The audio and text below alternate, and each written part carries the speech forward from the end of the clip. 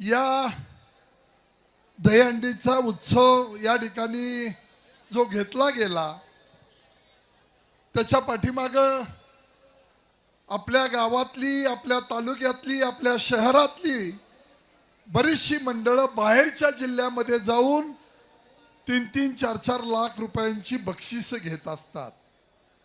आणि अशा आपल्या गोविंदांचं, त्या पथकांचं या ठिकाणी आपणही त्यांचं कौतुक केलं पाहिजे।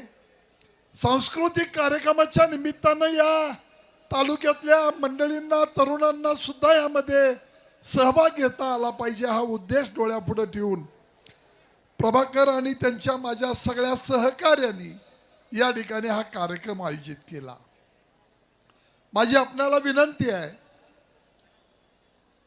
की तुम्ही आजपर्यंत जी शक्ती, जे आशीर्वाद, जे बळ तुम्ही मला दिलंय त्याच्या जोरावर या जिल्ह्यामध्ये आपण 2दा खासदार झालो।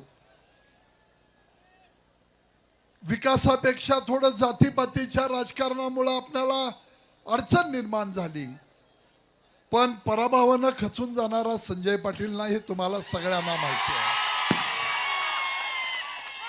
जसं म्हणतात, शिकार करायची असेल तर 2 पावलं मागे यावी लागते। ज्यांना आपण सहकार्य केलं त्या मंडळींनी अडचणीच्या काळामध्ये आपला विश्वासघात करून आपल्याला अडचणी निर्माण करण्याचा प्रयत्न केला।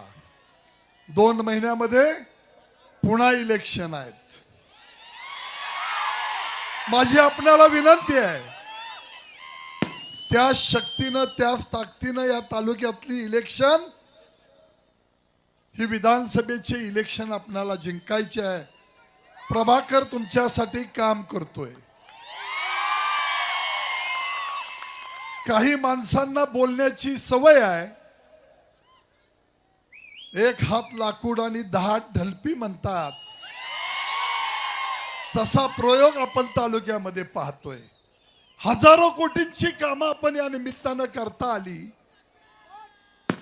पाण्याचे प्रश्न सोडवता आले, रस्त्याचे प्रश्न सोडवता आले, रेल्वेचे प्रश्न सोडवता आले। 20-20, 25-25 वर्ष या तालुक्यातल्या, या जिल्ह्यातल्या योजना पूर्णत्वाला नेता आल्या, त्याचा आनंद माझ्या मनामध्ये आहे।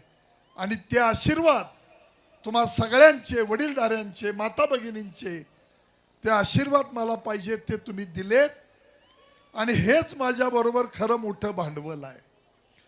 राजकारण करत असताना उद्याच्या काळामध्ये आपणाला पुन्हा ताकदीनं, जोमानं, शक्तीनं आपणाला हे इलेक्शन करायचं आहे।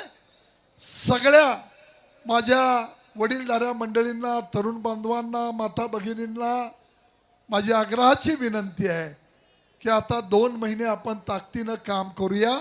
या तालुक्यामध्ये विकासाचं पर्व पुन्हा नव्या पिढीच्या हातामध्ये देऊन या ठिकाणी पुन्हा विकास गतिमान करूया, हा विश्वास, ही विनंती तुम्हा सगळ्या मंडळींना करतो। दहीहंडी। एबीपी माझा, उघडा डोळे बघा नीट।